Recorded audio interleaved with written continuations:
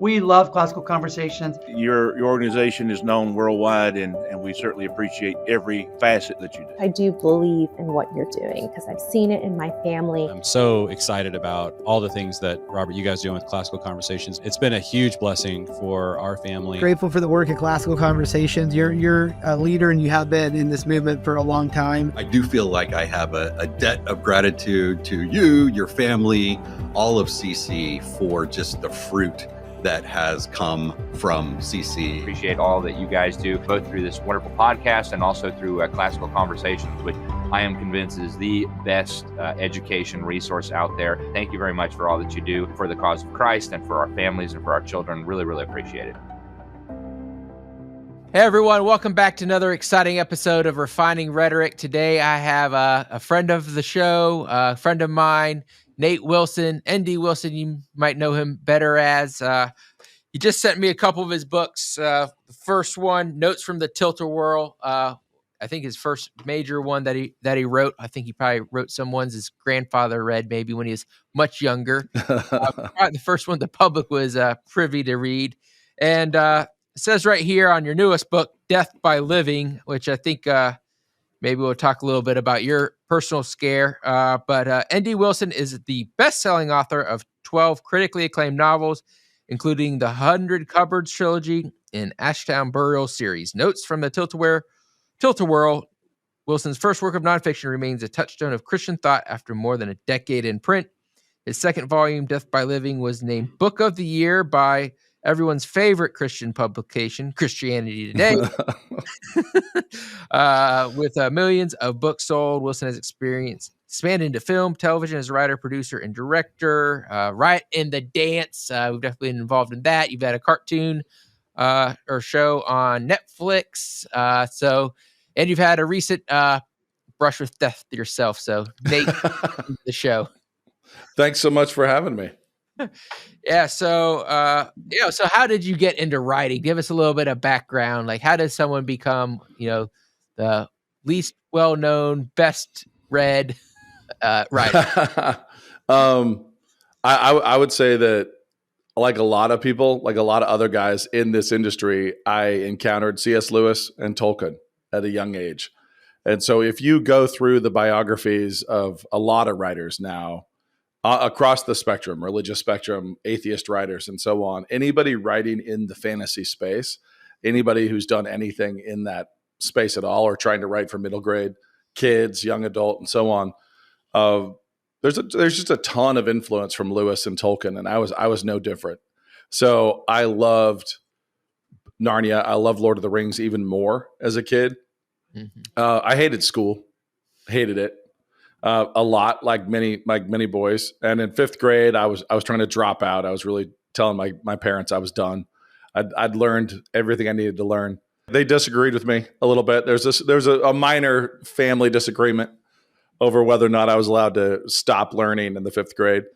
And on the backside of that, I actually kind of focused in on what I really loved. So by sixth grade, I was saying I wanted to be a writer. And that was laughable to my sisters because here's this kid who couldn't write a 3-page paper. Here's this kid who was like, throwing his Latin homework in the trash. I did not love school. I did not love learning. And so to represent myself as the kind of person who would then go on to write novels was pretty silly. So I actually, in the sixth grade, I told my sisters that I was going to do it, and I was going to do it under my initials, ND Wilson, because C.S. Lewis and Tolkien were my favorite. And so later on, decades later, I get a book deal, and they asked me, like, what do you want to write under? You're writing under Nathan, what are you going to do? And at that moment, at the age of 26 or so, I was thinking, man, I can't pass up on an opportunity to make my sisters wrong because they were betting against it pretty hard. So I went with ND, and I went with ND just to win an argument, but also to stick with the resolution that I had made publicly in sixth grade, which is I was going to write this kind of book, and I was going to write under my initials. I didn't realize I was renaming myself when I did that. I've been ND now all over the place since 2007. And I didn't comprehend that was going to happen. I was just trying to stick with what my sixth grade self had said. So how I got into it, though, was really just being in love with Narnia and love with Lord of the Rings, and wanting to cook that kind of food, wanting to be involved in making that kind of food. And that's a slippery slope. You end up, doing all sorts of things. Well, nothing like sibling rivalry to start a writing career.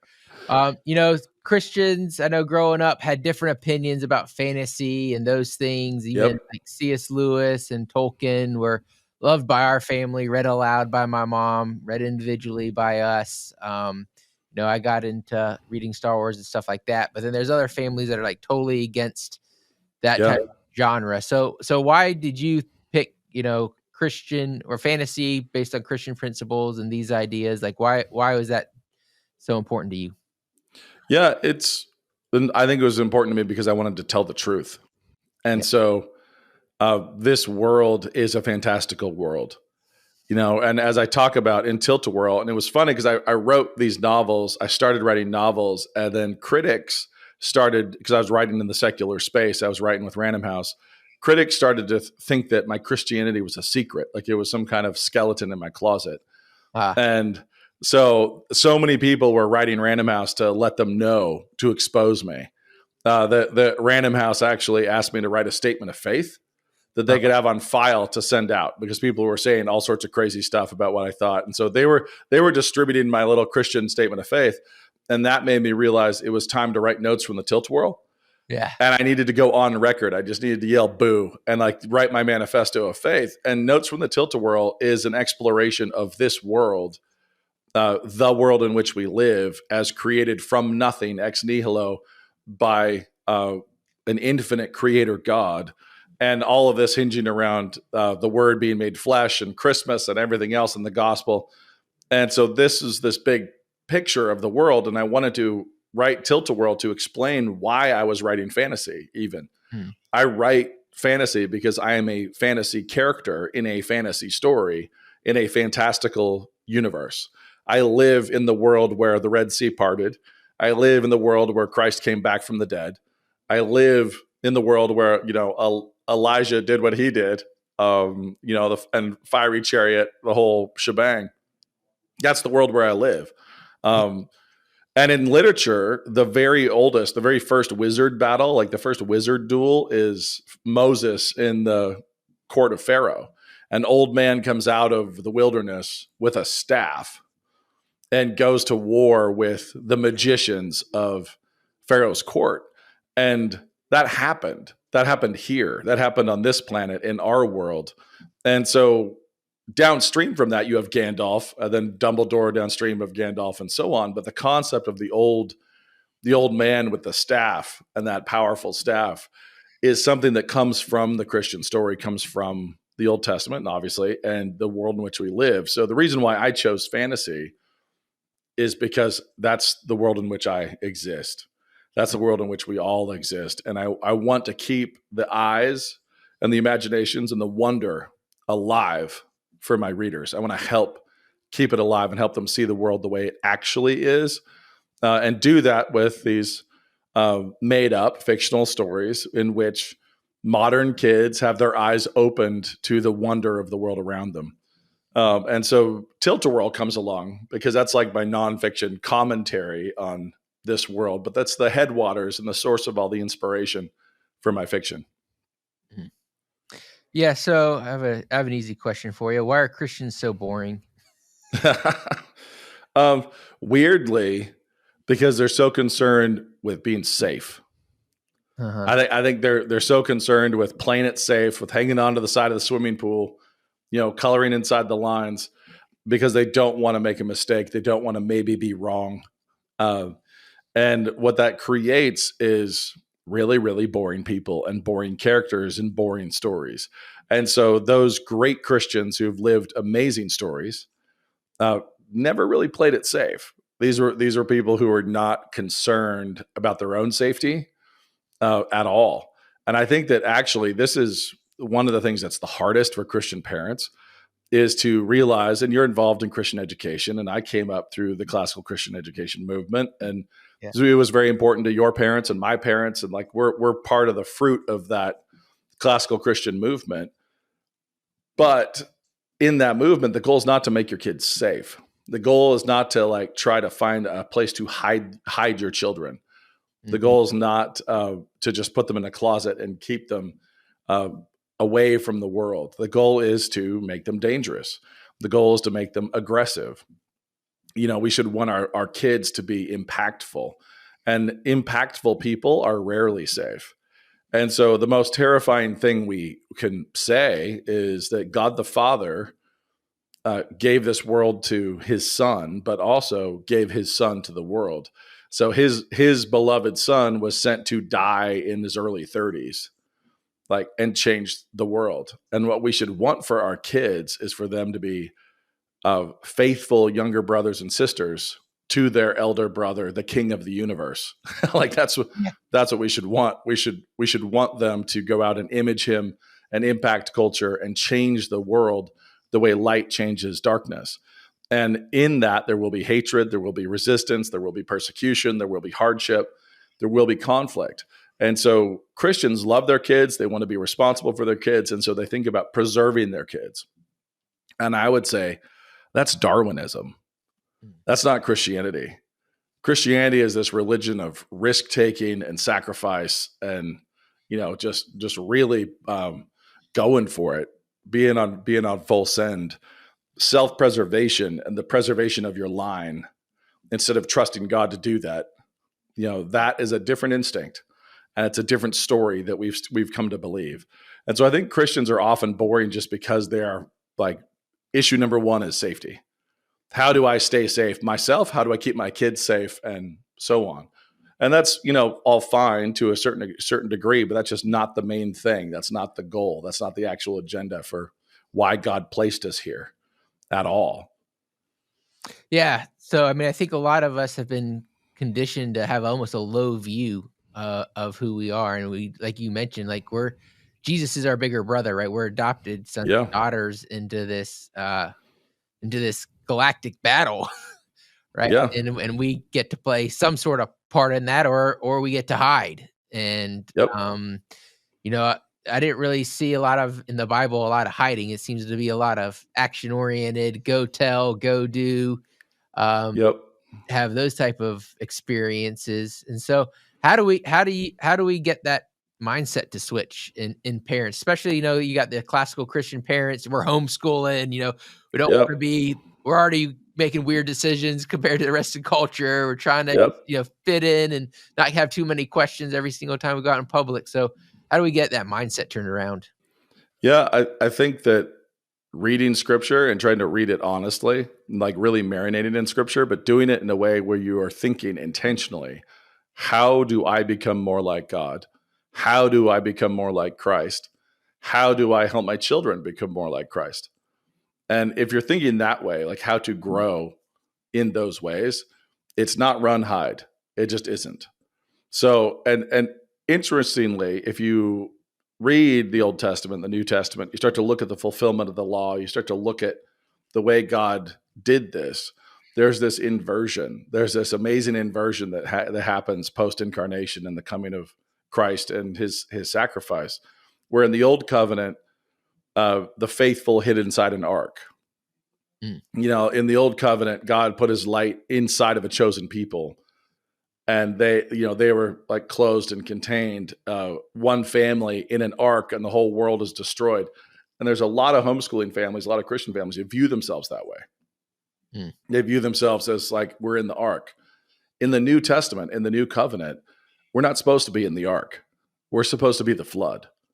We're the waters. We are the waters covering the earth. We are the flood. And we have to think that way. We have to think post-Pentecost. We have to think about the Great Commission. And our older brother bought the world and told us to go claim all of it for him and then left. We're supposed to be the waters covering the world, the knowledge of the Lord covering the earth, like the waters cover the sea. And reading scripture and reading it closely, and even seeing the inversion of things like the the child of one parent is holy, one believing parent is holy in the new covenant, where it's the taint goes the other direction in the old covenant. Whereas Passover, get all the yeast out of the house, get it all out of the house. Then in the new covenant, Christ says, be the yeast, like leaven the whole loaf, like run from it, be it. Run from the flood, be the flood, run from the yeast, be the yeast. And this fold happens. But I think all this stuff starts to reveal itself. And ultimately, we should, as it's revealed to us, we should be thinking more and more of being like God, more and more of being like our older brother, the King of the universe, more and more about how we do that. And that inevitably erases fear. It starts to erase self-preservation and retreatism, and starts to empower people to get out and impact. And weirdly, I've told people before that Christians often are like somebody whose last name is Disney, standing in Disneyland, named Disney. And we're the heirs of this whole place. Like somebody's standing there, they're the heir of this place. And they're looking at somebody next to them who says, I don't believe in Walt Disney. I don't believe in Disney. None of this matters. It's all meaningless. Does somebody with the last name Disney, who's the heir of Disneyland, suddenly flinch and get embarrassed and shy and like, oh no, like this is awkward. My grandfather. It's like, you guys are out of your mind. You poor idiot. This is my place. And I see you mentioned Riot and the Dance earlier, and Riot and the Dance is a big part of what I'm involved right now, this nature series that's on Angel. A big part of that is trying to help Christians and Christian kids see the world as theirs. This belongs to you, made by your Father, handcrafted by the Creator God, and it's our stuff. This is our stuff. We don't just give this to the BBC and the evolutionists. Yeah. We're not just saying, hey, this is yours, you guys claimed it. It's like, no, this is Disneyland, and we are the heirs to Disneyland. This is our stuff, our creatures, made by our Father and given to us. So it's weird. It's easy when the culture is pushing against you to retreat and hide and think like Noah and the ark and try to preserve something. Not always a bad thing. Sometimes it's a tactical retreat. It's wise. A family pulling their kids from the public schools and homeschooling is a very good decision. Like that kind of tactical retreat is important. Right. But the reason why you're doing it is so that you can make straight arrows. So your arrows will be strong and straight and they can fly true, not so that you can hide them like you're growing mushrooms in the basement. That's not that's not the goal. Now, as culture is swinging and we're in this moment of cultural shift, kind of similar to the 60s, but just swinging back in this correction in the Trump term 2, I think we'll see a lot of emboldened believers coming out and ready to push and ready to try to advance. I hope so, at least. They ought to. Yeah, let's talk about that for a minute. We're recording this at the beginning of the Trump. It's been almost 3 weeks now, so I think he's accomplished more than I could have possibly. And I kind of knew. I mean, I've been involved in with some of the different groups preparing these executive orders. Yeah. And if we win, I mean, it's basically 4 years of work that's been poured out in 3 weeks, and so it's going to be interesting to see what happens. But I wrote an article for G3 just talking about Trump winning. Now what? And then so we get a reprieve from being attacked from the federal level. Yep. But what do we need to be doing these next 3.5 years or so until the next election, when we could see someone like J.D. Vance getting elected, or someone the complete opposite getting elected next. So what is our duty? We got to take ground. What does that look like? So take and fortify. Take and fortify. You don't just take because you'll get pushed right back, right? So it's entrench and build. And so church planning, schools, what you've done with Classical Conversations and what your mom did in terms of expanding that network, and pushing and pushing and pushing, and then defending that ground, like expanding and defending. So there will be people who are going to start making the case of man, how do we get tax dollars for our Christian schools? And they're going to go money grubbing the way the public schools have. And that's going to be terrible. The worst thing they could do. Right now, we need to kick over a whole bunch of sandcastles, in the Department of Education USAID, all that stuff, just more and more and more. But you don't leave it empty because nature abhors a vacuum. If we just kick stuff over, we need to kick it over and build on it. We need to kick it over and build stuff there.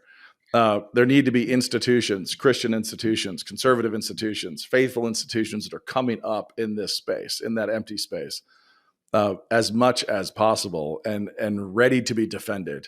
When the tide turns and then people are trying to take the ground back, you want to be in a strong place where you don't just expect, oh, we get it now, we'll never have to fight for it.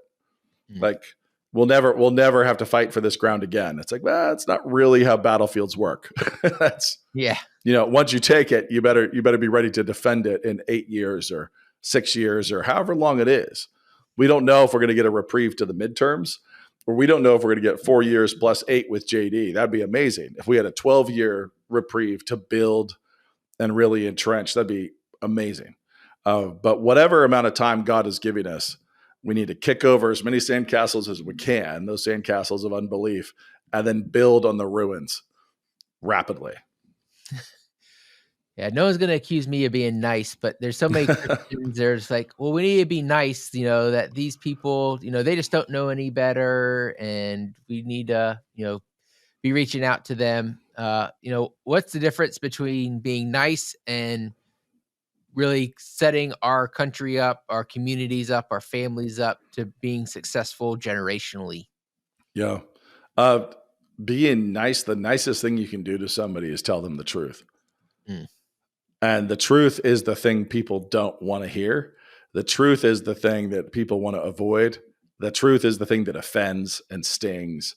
And so, yeah, you could be vicious and rude, but you don't need to be vicious and rude in order to offend. If you're talking to a mom who paid for her son's castration because she believed the trans madness, you should feel sick for her. That's awful. Like, that's horrible. And so she can have all your sympathy, but even your sympathy is offensive. Like, even that is offensive if you're nice, because you're like, oh, that's horrible that you mutilated your son like that. I feel so sorry for you. This is going to be awful when you eventually realize what you've done. This will be really, really terrible for you. That's not nice. That's mean. People are like, how? That's so awful that you would do that. It's like telling a mom who's had an abortion that she actually like hired a hitman to kill her own baby. Like that's what she did. She needs to get clean. She needs to get right with God, and grace is there for her. She can get right with God, but it's not nice to keep that from her. Like, yeah, here's this grace. You could be forgiven. I don't want to say it because you're going to get mad at me. So I'm not going to offer it to you.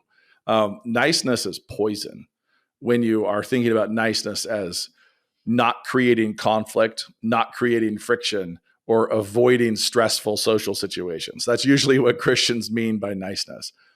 Actual niceness is handing people the truth. And the truth to them is the stench of death. Unless God actually changes their hearts. So unless God's really calling them and grace is for them, they will hate you for telling them the truth. And we should expect that. And so we Christians frequently, especially in the like Christian cultural spaces, want to be admired, liked, and to have relationships with people who hate their God and everything they stand for. And how could I be liked by somebody who hates everything I love? And I hate everything they love. Like, how could we like each other? Right there? It's pretty tough. So if I'm trying to be liked by people in the trans movement, I'm trying to be liked by the pro-choice lobby, that's not going to work out. What I need to do is be true to them. I need to be somebody who's handing them light and truth. And this is, unfortunately, they either accept it or they are heaping further condemnation upon themselves. If you hand somebody light, then there's something else they're going to be judged for if they reject it. Like you're adding to their guilt if you've given them the truth. So I honestly think that Christian niceness just means trying to be liked by people who hate your God. And you should understand that if they hate your God, it's only right to expect that they should hate you if you accurately image him. If you are an accurate image of God, they're going to hate you because they hate him. And that's it. So we want to be liked while they still hate our Father. It's like, it's not going to work. It's just not going to work out. So we got to get comfortable with that real quick. And I think people are in this like post-Trump world. Conservatives, at least, are much more comfortable being yelled at and screamed at and hated than they were 8 years ago. Yeah. A lot more comfortable with it, which is great. That's a great sign. Before we continue with today's episode, I'd like to tell you about all new offerings from classicalconversationsbooks.com. We've got the Math Map digits, integers, and monomials, fractions, in 2 new sets of math flashcards that'll offer simple, classical ways to practice essential math skills. Reasoning Together Philosophy will help your students to explore great thinkers, ideas, and seek truth through Socratic discussions, and the Copper Lodge Library adds 4 classics such as The Pilgrim's Progress with rich illustrations and Christian insights. You can explore all these product offerings and more at classicalconversations.com/what's new. That's classicalconversations.com/what's new. Now, back to the show.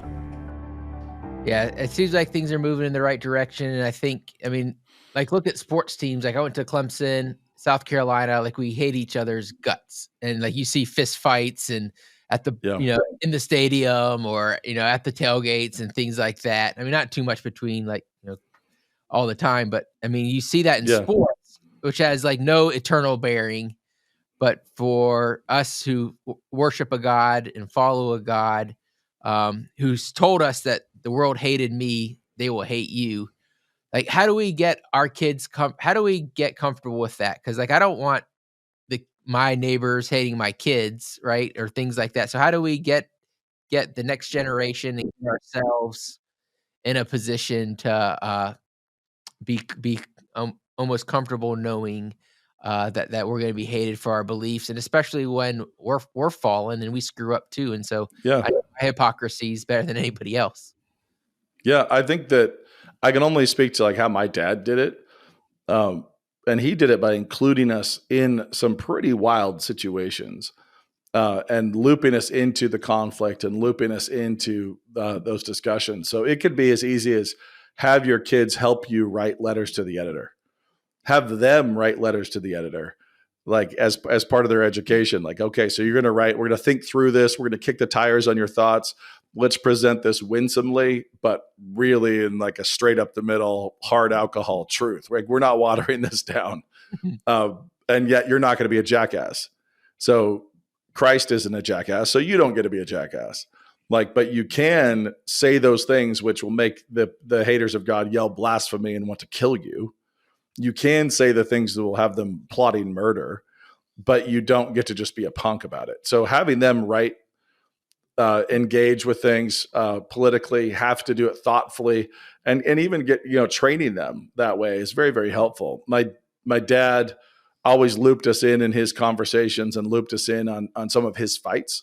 So we discussed his fights at the dinner table, and he was never upset or bitter or wound up about people attacking him. He was always calm and faithful. But hey, here are these people saying this, and like let's go through it. Let's navigate it.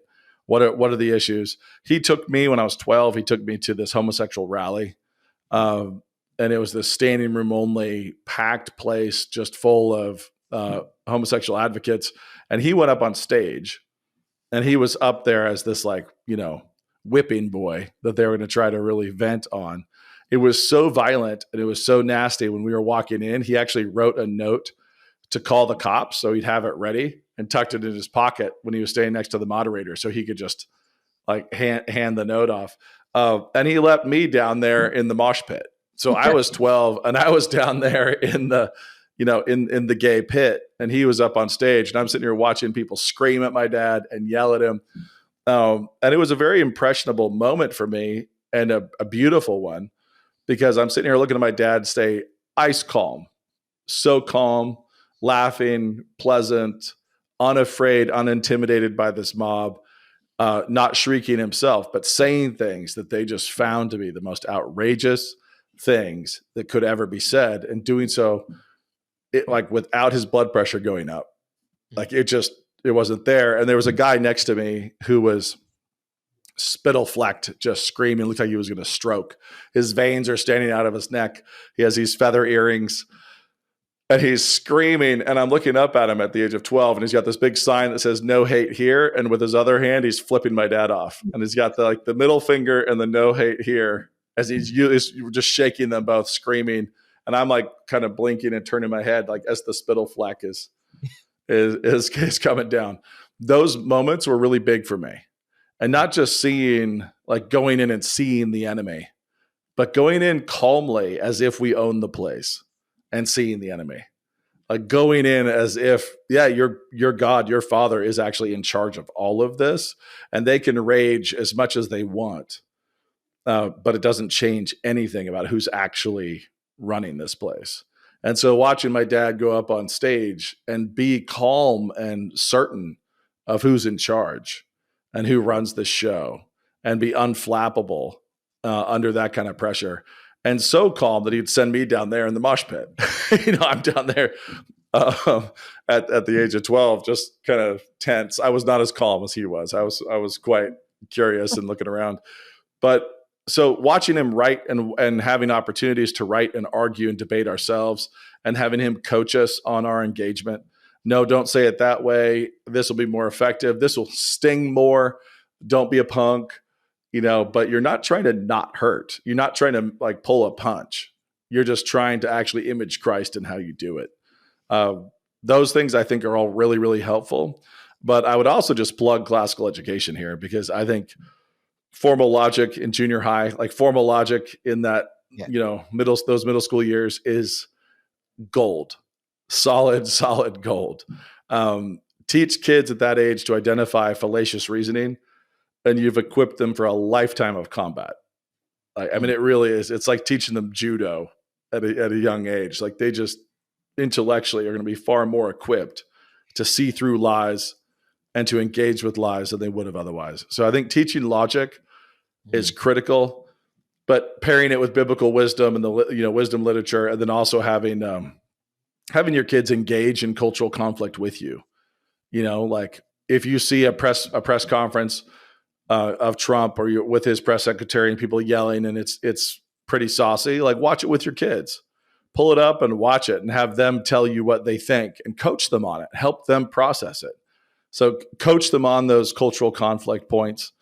And then try to get them into situations where they're able to see the front lines with their own eyes. That's great. Some people are A-mill and pre-mill and post-mill and all these different ideas, and I'm not smart enough to remember which one's which. I'm just trying to win down here in my watch. And people always occasionally ask me what do I think about the end times, and I'm like, well, I'm in my 40s now, and so my end times are coming in the next 30 to 50 years. Now you had a brush with death yourself. So how did that affect you? How has that changed your view, or did it change it at all? I think it amplified it. I mean, what you just described in terms of like whatever God's going to do with the eschaton, I only have so much time. Like that, we can agree on that, right? It doesn't like if Christ returned when I was 60, that'd be amazing. but if he doesn't, I still am on a clock. I mean, that's a great way to think about it. I still only have a certain number of heartbeats left, and I don't know how many they are, and neither does anybody else. But every single person walking around has a certain number of heartbeats left. And you could watch it if you knew, you could watch it count down. Just everybody you're ever around, you could be watching it count down. And most people don't live like that. Most people don't live like they actually really need to get a move on, and get some work done. But it's essential. And so it is interesting when you are in a place where you're like, wow, that could have been it. I was 38 when I had my brain tumor. I had it all in my 30s, but when it was finally killing me, I was 38. And so I was going into brain surgery thinking like, well, that'd be weird if that was it. And which of the things, what would I do different? Which of the things I'm really glad that I did? Which are the things I'm really grateful that I've already done? And that was really healthy. But the other thing that was interesting there is I was starting to work on the Riot, the Dance, the nature documentary. And so it was strange to go through a trial and be studying the animals and reading Job and seeing what God's grief counseling is to Job, which is just, have you seen the animals? Which is weird. So it's really odd to start studying and God's natural revelation and distilling his personality and his care and his humor and his intricate design in all of this complexity. And then it's hard to stress out about what he has you going through. And when you see how much he's doing and how much he's doing perfectly, it's really, really comforting, strangely comforting that what you're going through is what you're supposed to be going through. And this is part of him making you as a character. So I'm incredibly grateful that I had more time on the clock than was possible. But I still have a finite amount of time on that clock. And I want to try to use it to the best of my abilities. And part of that is Sabbathing, like a rhythm of Sabbath celebration and joy and festival. It's like going through kind of patterning God's work with my kids and alongside my family, going as hard as we possibly can, and then resting as hard as we can, then going as hard as we can and resting as hard as we can. And really trying to imitate that creation model and that creation mindset. And that's been something that's been a real blessing to do with my kids and with my family, is to just them see the grind and how hard I'll go and how much there's this put your pencils down moment. I'm just like, okay, and I'm done. I'm just resting. And I'm not a strict Sabbatarian by theology. I just think it's an amazing design, and it's such a massive blessing to just be given this day off. It's like where I can just stop. No matter how urgent things are, I just stop. I stop at 6 p.m. on Saturday, and I start again 6 p.m. on Sunday. But it's like just this 24 hours of like, oh, this is amazing. This is fantastic. That's a big part of it too, in terms of those heartbeats that are counting down, making sure you keep a rhythm of rest and joy together, and not just, oh no, I have a finite amount of time, so I'm going to burn all of it with my nose to the grindstone.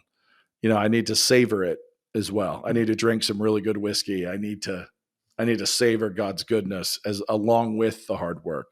And it is funny. I'll say this, and this kind of ties back to your last question too. You went to Clemson. You're a Clemson fan.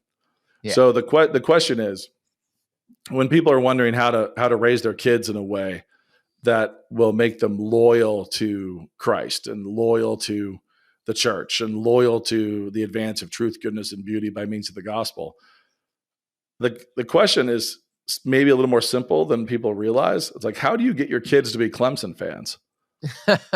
Like, do people struggle to raise their kids as Chicago Bears fans, even though the Bears suck? No, they don't. They don't struggle. Or Eagles fans or Chiefs fans or whatever it is. They don't really struggle to raise their kids with loyalty to certain things.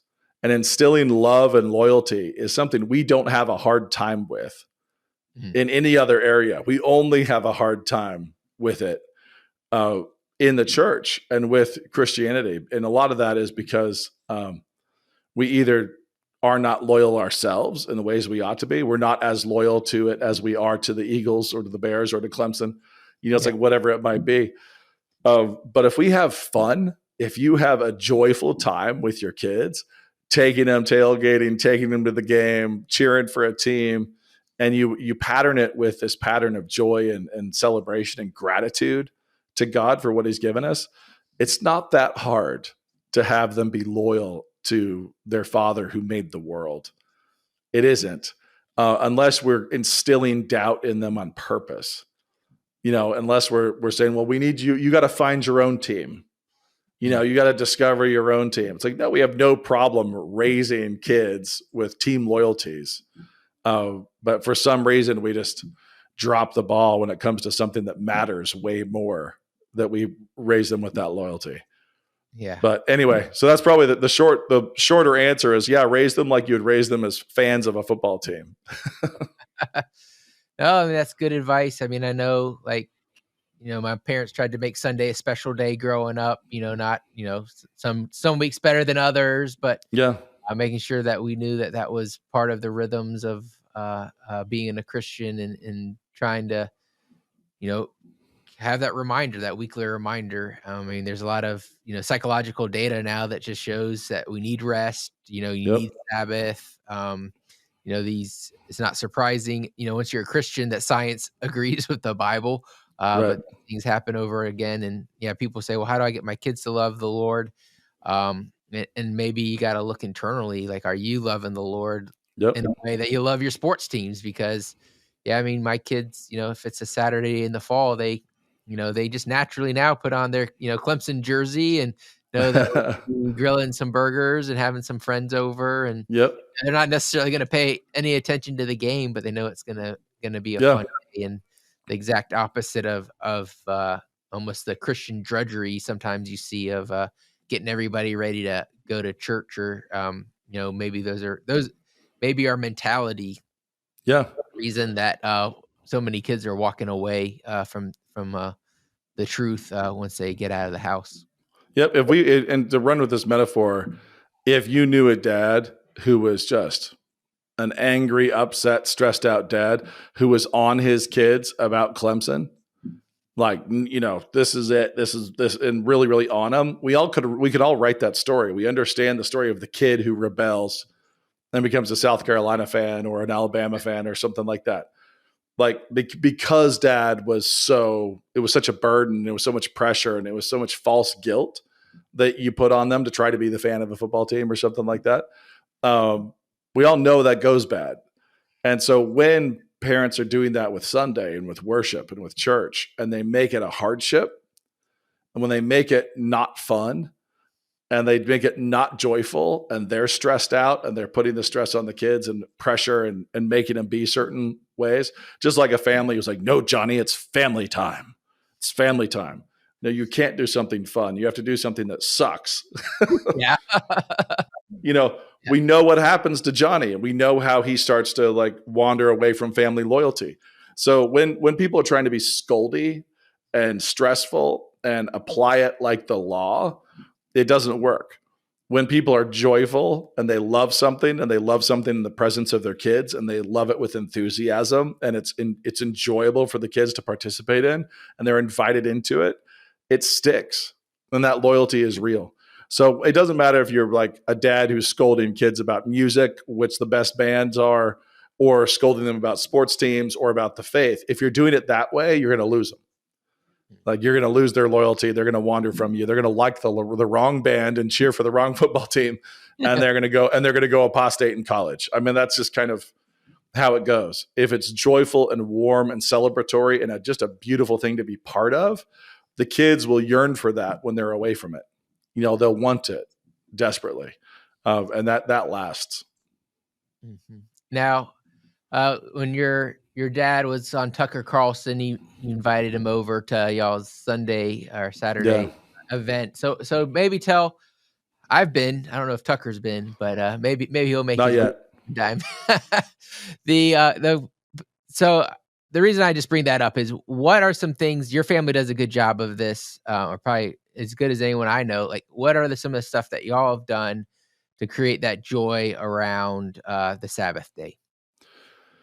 So one of the things was being released from pressures, like being allowed to procrastinate on your work without guilt. I got a ton of stuff to do. It's like, oh, it's Saturday night. You're off the hook. You're done. You're not going to do homework. And if the ox is in the ditch, this is what I've told my kids. Like, if the ox is in the ditch, you get the ox out. It's like, we're not Pharisees here. However, if you pushed the ox in the ditch, it might be better that you just let him sit there, and you're going to wait till Sunday night or Monday morning. But that ability to be working hard, and then to just have the release of all your deadline pressure, and the release of all your, I got to do this, and to be totally absolved from that, is a beautiful thing.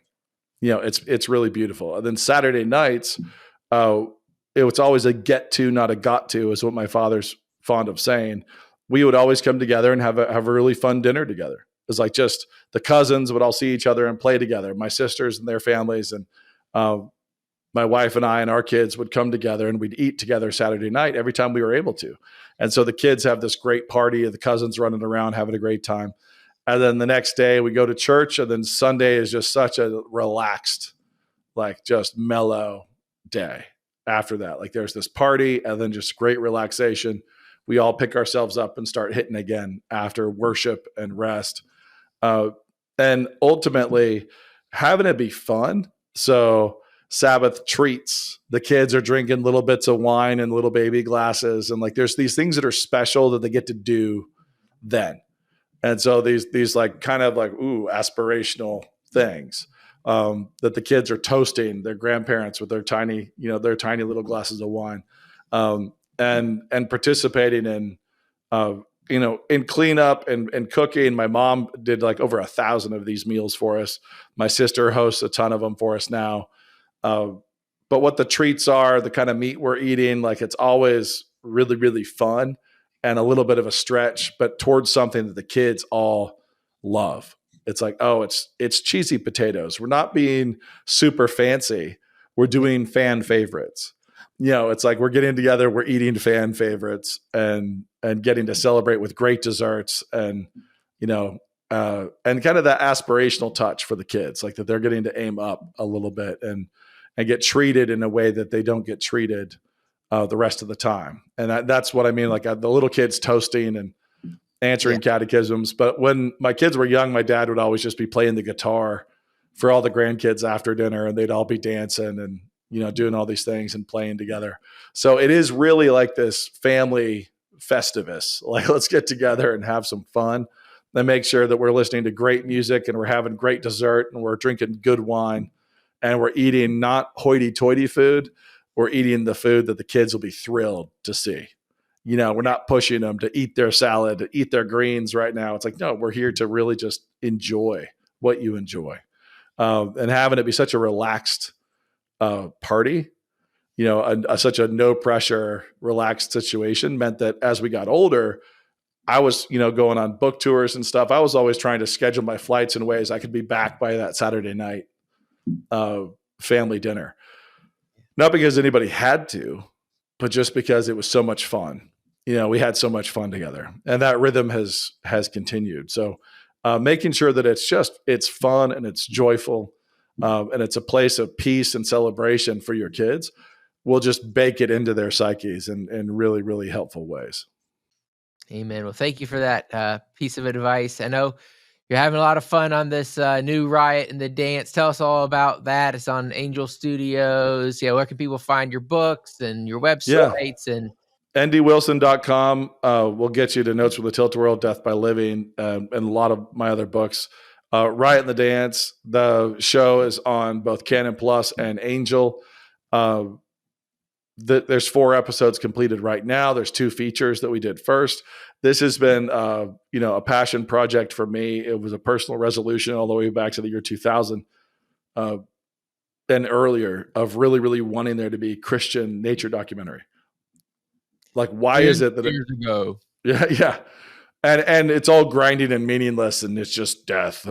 It's all this adorable thing is tragically doomed and so on. So watching gorgeous footage, but listening to lies the whole time is so grating to me. And it's so frustrating that we conceded all of natural revelation to people who hate the God who made it.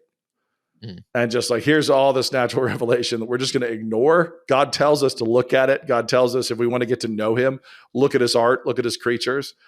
We should want to get to know him, but we just gave it to God haters. And so I had this deep desire to produce nature documentaries that would be really fun for kids, like enjoyable celebratory nature documentaries, but also acknowledge the fall in the world. There is a curse, death has entered the world, but see the dance too. So it's called The Riot and the Dance because there's this tension between the cursed world and also these glimpses of Eden, these glimpses that we see of grace and also of God's personality in his natural revelation. So we have 4 episodes right now, 2 in Africa, 1 in Tasmania, and 1 in Australia, part 1 in Australia that are up on Angel and also on Canon Plus. And we're making more. We just wrapped production on 1 in the Amazon, and we're still pushing. And it's just a joy to get to do. And what part of my personal goal is I had my uncle, my dad's little brother, who was the scientist in the family, who took me out chasing snakes and frogs and catching critters when I was little. So I had this very bookish family where we read a lot and we did all this stuff. And I had my uncle who was taking me through the creeks and ponds and all that kind of thing.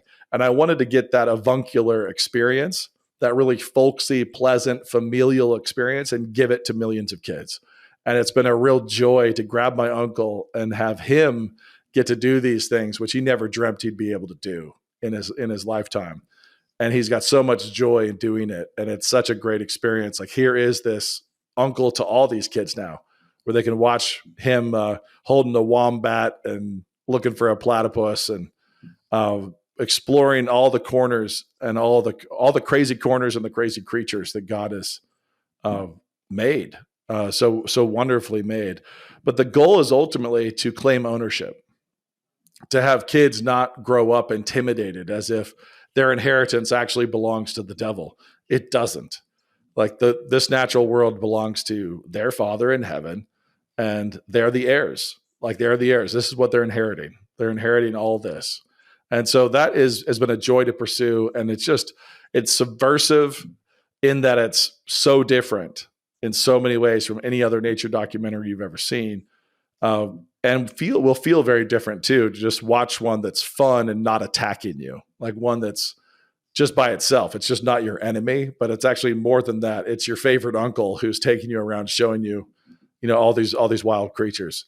So I really love it. I'm grateful to the people who've made it possible. It's awesome to be working with Angel on it and have Canon crews out making it. That partnership is fantastic. There's another one too that Canon and Angel partnered on called The Lunatic Farmer, which is out right now. It's a documentary about Joel Salatin, which is fantastic. It's a really, really gorgeous doc. Also on Angel and coming to Canon Plus. That partnership right there is one I hope bears a lot of fruit in the years to come. Well, go check it out. Andy Wilson, thank you so much for being here. We'll put all those links to those movies and shows and books in the show notes. So if you didn't get those written down, just go to our website, refiningrhetoric.com, or check them out on YouTube or your favorite podcast channel.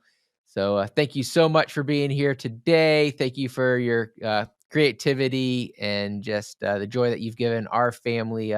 We love watching the shows, and Hello Ninja, which we didn't mention, that was on Netflix. So still is. If you need a ninja cartoon, go hit up Netflix. Yep. Well, thanks a bunch, Robert. Great to be here. All right. See y'all next time. Be sure to share this episode with a friend, and make sure you're subscribed to the Refining Rhetoric podcast. Until next time, God bless. Thank you for listening to Refining Rhetoric with Robert Bortons. Want more?